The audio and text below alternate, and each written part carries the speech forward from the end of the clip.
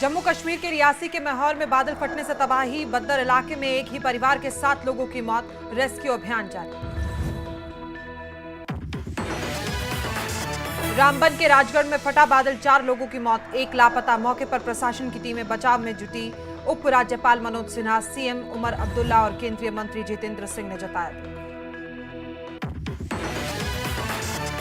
रामबन के खूनी नाला में भीषण लैंडस्लाइड।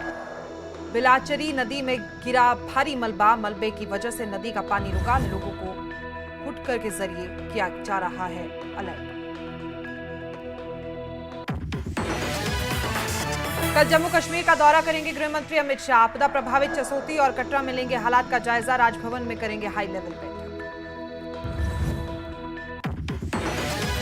जम्मू कश्मीर की स्वास्थ्य मंत्री सकीना इत्तू ने जम्मू में आपदा पीड़ित परिवार की मदद के लिए उठाए जा रहे हर जरूरी कदम, साथ ही कहा कि हर जरूरतमंद तक पहुंचाई जाएगी मदद।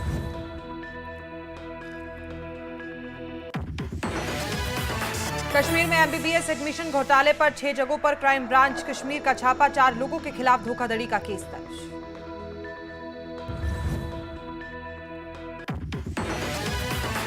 मणिमहेश यात्रा में फंसे यात्रियों से मोटी रकम वसूल रहे हैं हेलीकॉप्टर वाले। भरमौर से चंबा तक ले रहे 75,000 रुपए। यात्रा मार्ग पर फंसे हैं सैकड़ों लोग।